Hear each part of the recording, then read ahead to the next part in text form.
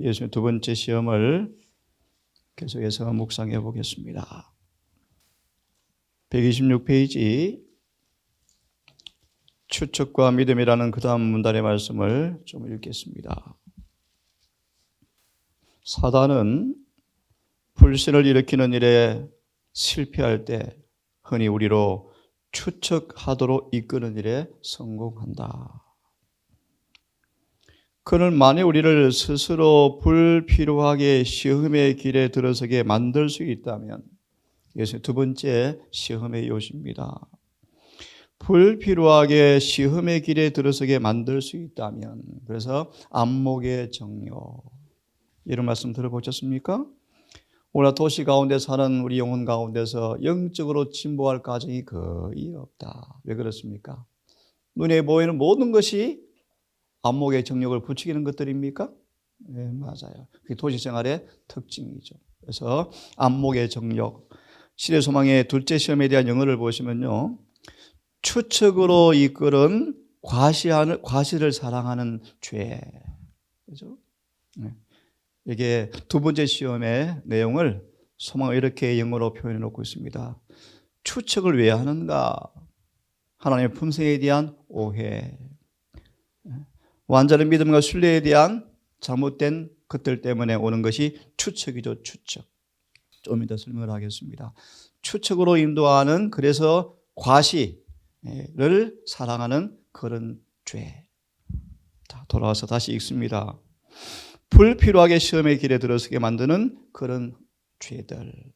반복하면요, 눈에 보이는 모든 것이 안목의 정욕들, 그죠? 과시하고 싶은 유혹들, 드러내고 싶은 유혹들, 차차 설명을 드리겠습니다. 소망을 보십시오. 하나님께서는 순종의 길을 걷는 모든 사람을 지켜주실 것이다. 추측이 뭔가? 그분의 말씀을 따라 엄격하게 순종하지 아니하면서 약속을 주장하는 사람들. 예레미야 7장을 연구해 보시면 미신적인 신앙가들. 그들 반복합니다. 그분의 말씀대로 살지는 아니하면서 약속을 붙잡는 사람들, 영적 이기주의라고 표현하고 있죠.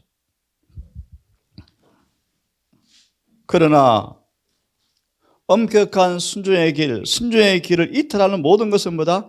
사탄의 영역에 자신을 들여놓는 것이다. 그렇죠? 그러지 않으면서 지켜주시겠지, 구원해 주시겠지. 자, 계속 읽고 설명을 드립니다. 그러면 틀림없이 패배할 것이다.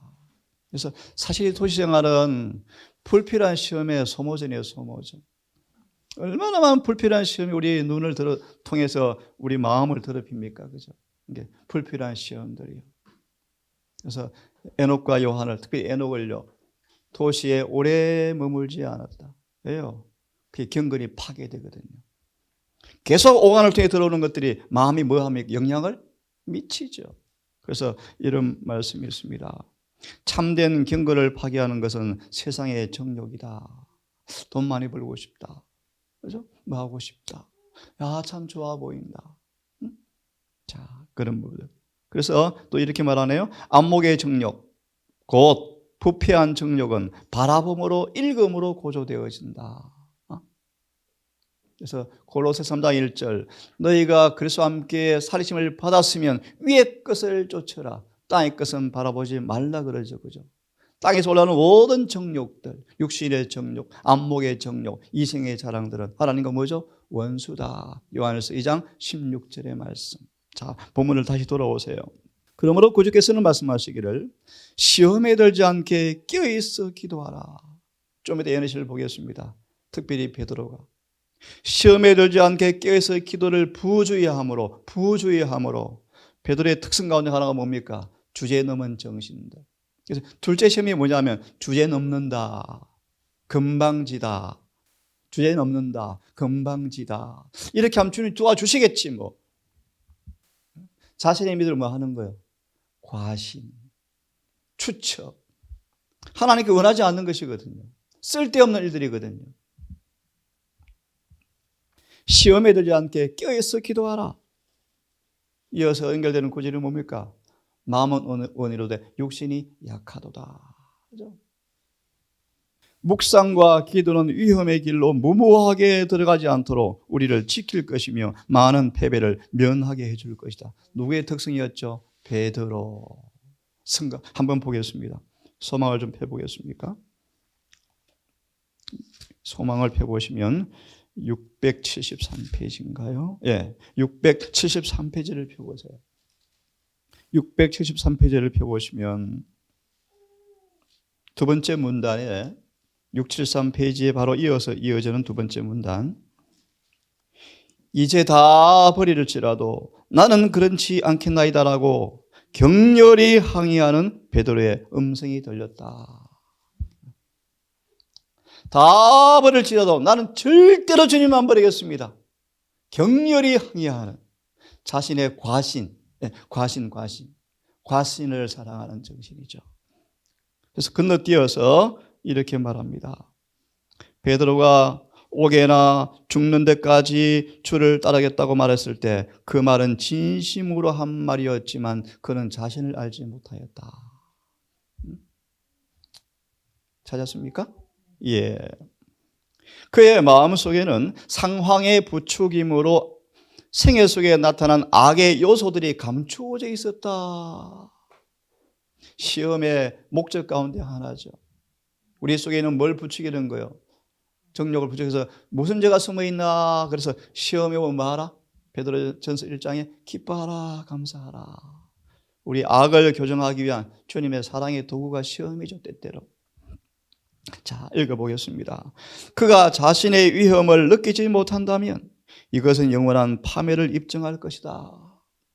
구주께서는 그리스도에 대한 그의 사랑까지라도 억눌러 버릴 이기주의와 철면피함이 베드로에게 있는 것을 보셨다. 오늘 연결되는 말씀이요. 많은 결점, 억제하지 못하는 죄, 주의성 없는 정신, 특별히 두 번째 시험에 포함되는 내용 가운데 하나입니다.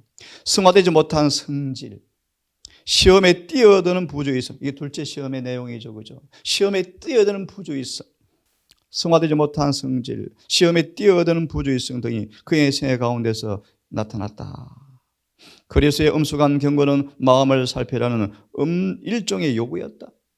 이를 혐오이 오면 이를 악물고라도 지키지 뭐, 순종하지 뭐.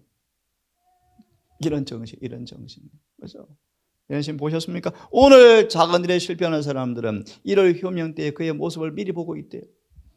금방지고 참남된 죄죠. 자신의 믿음을 과신하는 죄죠. 우리는 우리 믿음을 믿어서는 안 돼요, 그죠? 믿음을 주신 그분을 신뢰하는 거예요. 믿음 자체가 공로가 아니에요, 구주가 아니에요. 믿음의 주가 우리의 구원자이시죠. 하지만 베드로는 불신임을 받고, 그 앞에요. 베드로는 자신을 불신임하고 그리스도께 대한 더 깊은 믿음을 가질 필요가 있었다. 베드로가 겸손히 경고를 받아들였다면 그는 양무리의 목자에게 당신이 양을 지키시도록 간청했을 것이다. 갈릴리 바다에서 그가 빠지고자 할 때 이런 모습, 주여 나를 구원하소서.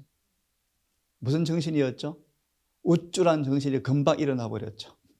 나 바다 물 위에 걸어, 나 좀 볼래? 라고 뒤에 돌아보다가 폭 빠져버렸죠. 이게 두 번째 시험에 넘어지는 인간의 이 안목의 정욕의 죄예요. 자, 맞아보세요. 그는 벌써 마음이 상해서 더욱더 자신을 고집스럽게 과신하게 되었다. 자, 이게 두 번째 시험의 모습들이에요.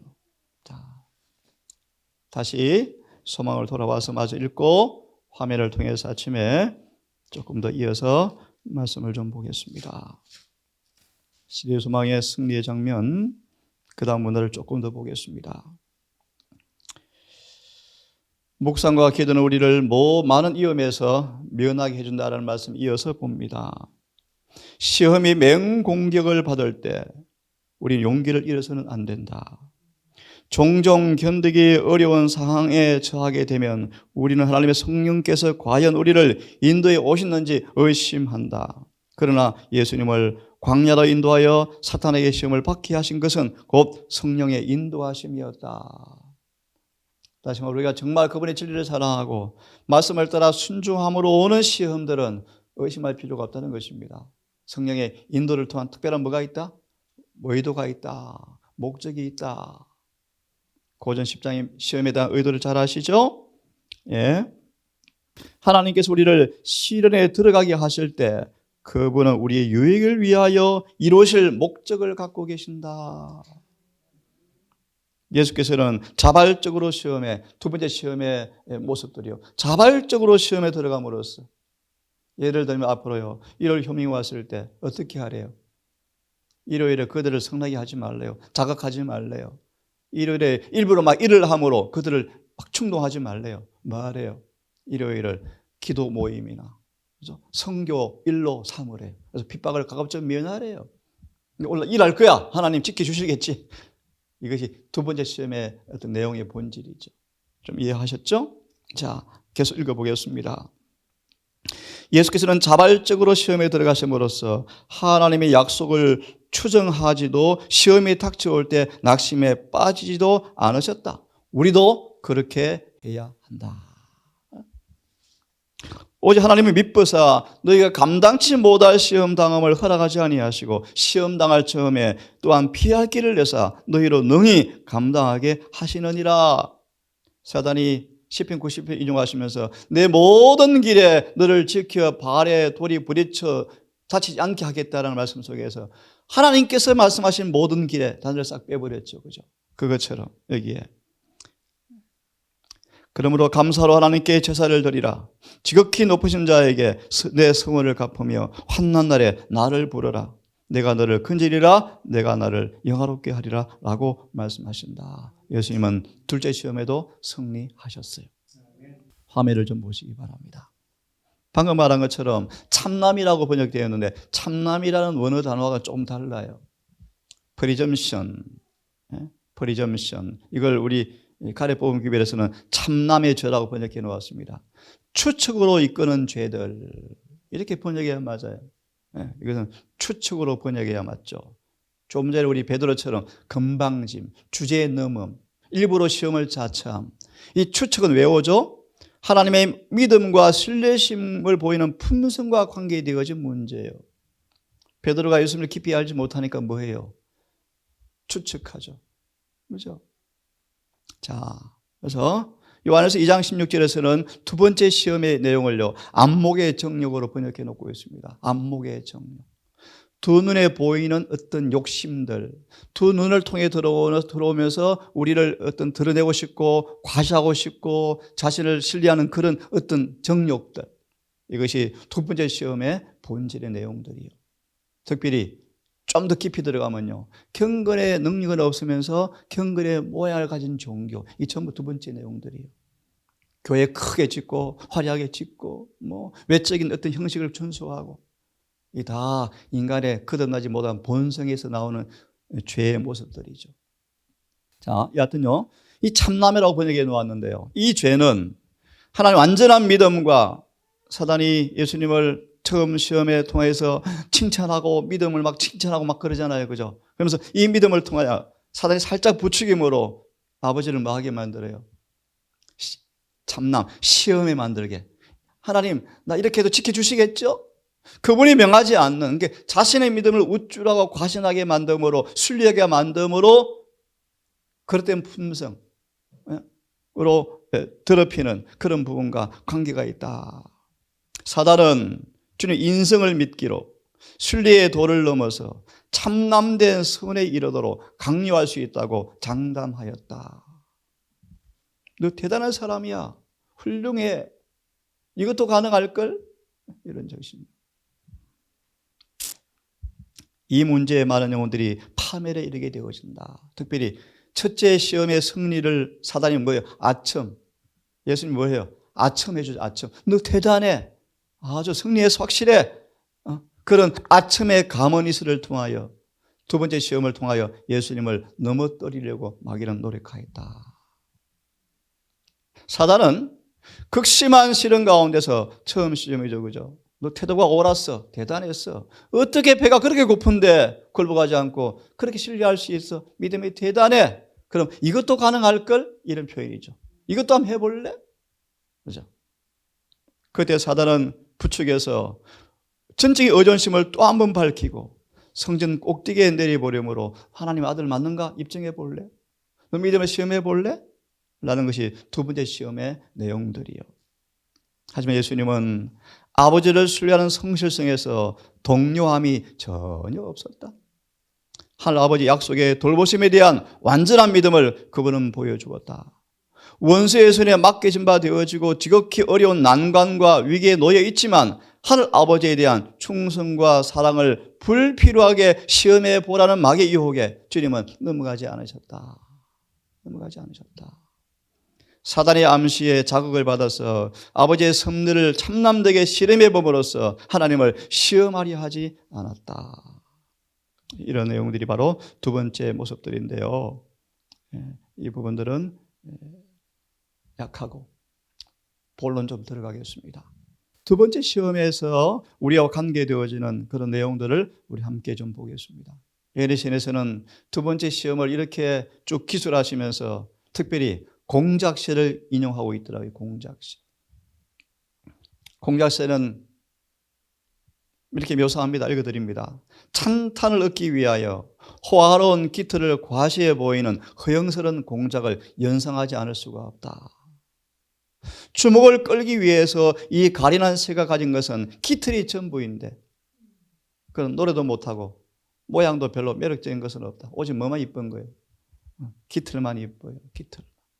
그래서 세상의 속담이지만 공작 뒤에 있는 그 눈같이 생긴 것이 제가 그대로 옮기지는 못하겠습니다. 어떤 사람들을 매혹시키는 마귀의 눈으로 묘사해요. 속담에서는.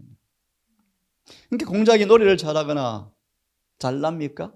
날지도 못해요. 오직 화려한 깃털로 과시하는 것밖에 없죠. 이걸 예레신에서는 두 번째 시험을 설명하시면서 공작새를 인용하고 있어요. 자, 보십시오. 사람의 본성은 좀 이따 보겠지만 심지어 마리아까지 우쭐하는 정신. 칭찬하면 뭔가 기분이 좋아지고 갑자기 뭐가 된 것처럼 보이는. 계속 보겠습니다. 사람의 본성은 언제나 과시, 이게 두 번째 시험의 내용이요. 과시, 추측함으로 과시를 사랑하는 어떤 죄. 그 과시를 위해서 애쓰고 투정을 위해서 준비한다. 예를 들면 그냥 목사님이라고 듣기보다는 박사학위를 가진 목사님. 이게 두 번째 시험이에요. 두 번째 시험. 어떤 큰 상을 어떤 스펙의 그 이름 뒤에 쫙 나이라는 것. 이 전부 그런 죄에 속해요. 그래서 예레신에서는 제가 하는 것은 사람을 뭐로 부르지 말아요. 성직자, 랍비어라고 부르지 말래요. 오직 주님만 랍비의 칭호를 가질 수가 있겠죠. 그 말이 의미를 알겠죠? 인간은 영광 받을 존재가 아니에요. 자, 두 번째 시험. 사람의 본성은 늘 뭐예요? 자기 중심, 자기 영광, 과시, 드러내고 싶은 것. 이런 말씀이에요. 하지만 예수님에 대해서 배운 사람들은 심령 속에 안정이 깃들면서 자아가 심령의 지배 아래 굴복하게 되어진다. 안정된 성령께서 지배하는 그 마음이 의지를, 이 자아를 딱 굴복하게 만든다. 하니까 뭐요? 칭찬해도 마음이 우쭐해지지가 않아요. 무시해도 낙심하지도 않아요. 이게 안정, 다른 말로 화평. 이 화평과 안정은 예수께서만이 주시는 선물이죠. 기분 나쁘잖아요, 괜히. 이게 사단이 넘어뜨린 거예요. 와, 어쩌라. 이다 사단이 벌써 이미 집어먹어버린 거예요. 하지만 예수님은 동요하지 않았죠. 아첨도 비난도 멸시도 의기소침 만들거나 또 우쭐하거나 절대 그렇지 않으셨죠. 인간의 본성은 언제나 과시를 위해서 애쓰고 투정을 위해서 준비한다. 하지만 예수께 배운 사람들은 안정된 심령, 그 안정된 심령이 자아를 만다 딱 지배하니까 평강의 항구로 인도하시는 도다. 온유에 대한 특성을 보시면요. 온유. 무시해도 캐념치 않는 사람들. 마음이 평안하죠. 아무리 무시해도 기분이 안 나쁜 거예요. 그렇죠? 이게 본성에 나오는 과시에서 나오는 죄들이요. 이기심이죠. 이렇게 되어지면 우리는 제일 높은 자리를 얻기 위해서 전전긍긍하지 않게 된다. 그렇죠? 오히려 그리스도의 발 아래 앉는 것을 제일 높은 자리로 생각하게 되어진다. 예수님은 과시, 외양, 그치에 과시가 전혀 없이 검소하게 생애하셨다. 그분의 생애 대부분은 옥외에서 보내셨다. 인간의 안목으로부터 벗어나서 할 아버지와 교제하셨고 그의 도덕적 능력은 명상과 교제로 강하게 되었다. 조금 전에 말씀을 드렸죠. 경건을 파괴하는 것은 세상의 정욕이다. 그래서 아이들일수록, 그 다음 인용해 놓았나 모르겠습니다. 예, 이게 나오네요. 아이들일수록 조용하고 단순하고 인간적인 어떤 그 만든 것이 없는 흥분에 떠난 자연에 조화될수록 영적으로 더 건강하다. 시골 생활의 목적이에요. 그래서 어른들도 잘하죠. 아이들을 지나치게 과하게 하지 마세요. 인간적으로 뭘 만들어내지 마세요. 흥분시키는 것도 조심하셔야 돼요. 예수님은 과실을 피하셨다. 과실을 피하셨다. 그래서 과실을 피하려고요, 높은 칭호도 받은 적이 없다. 늘 은둔의 생애를 살았는데 거의요, 단순했고요, 사치와 과시가 없고요. 특별히 그는요, 천안대엘에서 일꾼들을 선택했다. 예수님의 주변은요, 외양을 끌만한 것이 하나도 없어요. 부자도 부자 한 사람 들어왔죠. 부자 법관이. 이런 제가 와, 우리 이제 좀 좋겠다. 그래서 그래서 뭐예요? 교회 안 들여보내. 입교 안 시키잖아요. 그죠? 그 중에 하나가 유다가 좀 똑똑하는데 마귀밥이 되잖아요. 그죠? 대부분 그래요, 대부분. 그래서 예수님은 미천한 자를 선택하셨죠. 미천한 자들을. 그분의 초창기 제자들은 다 누구요? 겸손한 갈릴리 어부들이었다. 어린 아이들이 예수님 무릎 위에 올라앉았죠. 제자들은 예수 위험을 꿰뜨린다고, 위험을 훼손시킬까 봐 주님께서 이렇게 하지 말라 그랬지만 예수님 어떻게 하셨습니까? 아이들을 막 품에 안으시고요. 특별히 제가 기억에 남습니다. 그 아이들의 꽃을 받으시면서 꽃을 지어준 그 아이 이름을 생명책에 기록하시고, 또 어떤 아이에게는 안수를 해 주었는데 안수받은 아이가 순교자가 되었대요. 참 멋진 말씀이죠. 예수님은 단순하지만 매력을 가진 분이셨다. 예수님은 이런 것도 없으셨대요. 웅변의 과시가 없었다. 그분의 언어는 평범하였고 사상과 감정은 가장 위대한 단순함으로 특징 지어져 있다. 가난한 자, 무식한 자, 가장 단순한 사람도 그것을 이해할 수가 있었다. 예수님은 디스플레이, 허영, 외양, 설교할 때 멋진 단어 가지고 막 사람을 어떻게 좀 매력적으로 해보려고 만든 단어, 기교들이 그것이 없어요. 예수님은 언어의 기교가 없는 분이셨어요. 언어의 기교가. 아주 단순하고 명백하고 직접적이었고 분명하고 확실하였죠. 예수님은 왕의 위엄을 가지고 지상의 위대한 사람들이 갖고 있는 화려한 스펙을 갖고 오셨다면 많은 사람들은 그분을 영접했을 것이다. 하지만 예수님은 외관상 영광을 과시함으로 감각을 현혹시키지 않으시고 이것을 그들의 존경의 근원으로 삼지 않으셨다. 이 부분이 목사님이 새로 발령받으면 박사학위 가졌대. 이런 얘기. 예수님은 전혀 그런 과시를, 감각을 현혹시킨다. 전혀 갖지 않으셨다. 존경의 근원으로 삼지 않으셨다. 그분은 인류를 구속주는 물론이요, 교사와 모본자가 되시기 위해서 오셨는데 화려한 것을 장식하시고 위대한 사람들을 수행원으로 데리고 왔다면 온 세상은 다 황력했을 터인데 그런 사람이 되었다면 어떻게 겸손을 가르칠 수가 있겠는가? 그렇죠. 예수님은 그래서 사람들이 예수님의 그런 모습 보면서 당황스러워했대요. 중요한 말씀 드릴게요. 유대인들이 두 번째 시험의 본질, 그런 죄가 그들 속에 숨어 있어서 외양으로 흠모할 만한 것이 없는 주님을 보고 기분 나빴어요. 저분이 우리 아버지면, 우리 구셔주면 창피해. 예를 들면 그런 내용이에요. 그죠?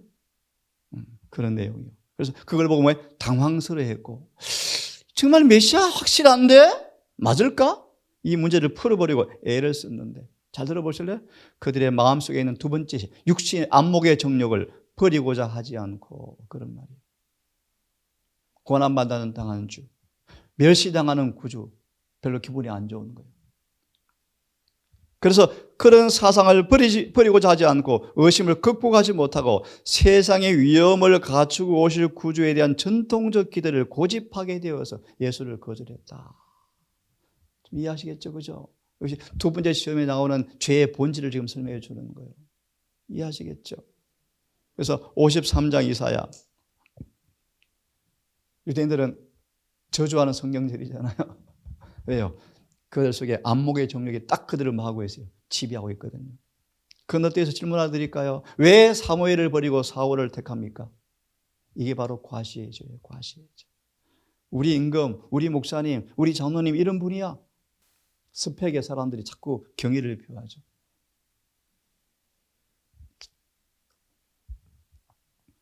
예수님은 그런 분이셨지만요, 제사장과 관원보다 더 높은 존엄을 가진 분이셨다. 초라하고 가난하고 미천하지만 누구도 따라할 수 없는 경건함, 영적인 탁월함, 품성의 아름다움, 그죠? 모든 세속적 허식과는 비교도 될 수 없는, 특별히 우리 청년들요, 딴 머리나 외장이 아니고 마음의 온유함으로 옷을 입으라. 주님께 제일 기뻐하고 좋아하는 것이 품성이에요. 품성. 사실 품성이지만 우리 가끔 그런 말씀도 드렸어요. 외부에서 우리를 바라볼 때 너무 불쌍하다, 초라하다, 일부러 그렇게 만들 필요 없어요. 그래서 작업을 할 때도 가급적이면 옷을 너무 더러운 거 입지 말래요. 그런 말씀 있다고 말씀을 드렸죠. 깔끔하게, 단정하게, 특별히 가난해서 옷이 없으면 빨아서 달아서 깨끗하게 입어라 라고 표현하고 있죠. 예수님은 소속적 모든 과실을 초월하신 분이셨으며 부와 신분으로 정해지는 사회적 계급을 전혀 무가치한 것으로 간주하셨다. 정말 중요한 말씀, 희망이 있어요, 여러분. 세속적으로 정해지는 부와 신분, 그것은 주님 보시기에 뭐하다? 전혀 무가치하다. 하늘의 성소의 저울에 한 눈금도 영향이 없다. 하늘에서 내려오셔서 인간을 그분의 자녀가 되게 하는 권세를 갖고 계신 그분께서는 이 땅의 계급과는 아무런 가치가 없었다. 졸업장도, 상장 받은 적도, 랍비, 선생, 어떤 교수, 목사는 한 번도 없었다. 그분은 인류를 구원하시는 당신의 사업을 도울 천천만만의 천사를 가지고 계셨다. 우리 주님 이런 분이셨어요. 이런 예수님을 여러분 바라보시기를 바랍니다. 오늘 말씀을 읽고 또 내일 아침 이어서 말씀을 드릴게요. 침례 요한 시대에 파다한 죄가 뭔가? 과시에 대한 사랑이 널리 퍼져 있었다. 이 두 번째 시험이죠, 그죠? 과시에 대한 사랑이 널리 퍼져, 관능적 쾌락, 먹고 마시는 잔치, 육체의 질병을 쇠퇴를 가져오고 영적 지각도 흐리게 만들고 죄에 대한 감각도 무디게 만들어졌다. 예를 들어서 눈에 보이는 걸 쫓아가다 보면 영적 감각이 어떻게 되어져요? 현혹하면 현혹해져요. 현혹. 흐려져요. 맞아, 우리 목사님 아이가 어디 갔대? 유학 갔대? 어디 갔대? 이런 걸 자꾸 들어보세요. 목사라는 직책은 성직자가 아니에요, 사실은요. 은사의 그릇에 불과한 거예요. 특별히. 그래서 우리는 다 형제의 형제. 형제지만 특별히 말씀을 가르치는 사람들을 존경하라고 말씀하시죠. 하지만 그것이 권위를 표하거나 지배하거나 하는 그런 것은 절대로 아니에요. 영어로 보시면 종이란 미니스터, 섬기는 종이요, 종. 요한을 개혁자로 쓸 것이었다. 그의 절제의 생애와 금수한 의복으로 그 시대의 부절제를 책망해야 했다. 그런 까닭이 요한의 부모에게 지시들, 하늘 보좌로부터 보냄을 받은 천사를 통하여 절제에 대한 교훈이 주어졌다. 오늘 여기까지 하겠습니다. 예수님의 시험의 장면들을 읽으시면서 우리가 무슨 관계가 있는지, 그의 승리가 우리에게 어떤 의미가 있는지, 우리가 뭘 요구하는지를 꼭 교훈 받으셔서 오늘도 여러분 주님처럼 승리하시는 하루가 되기를 바라겠습니다. 내일 이어서 말씀을 드리고 세 번째 시험으로 넘어가겠습니다.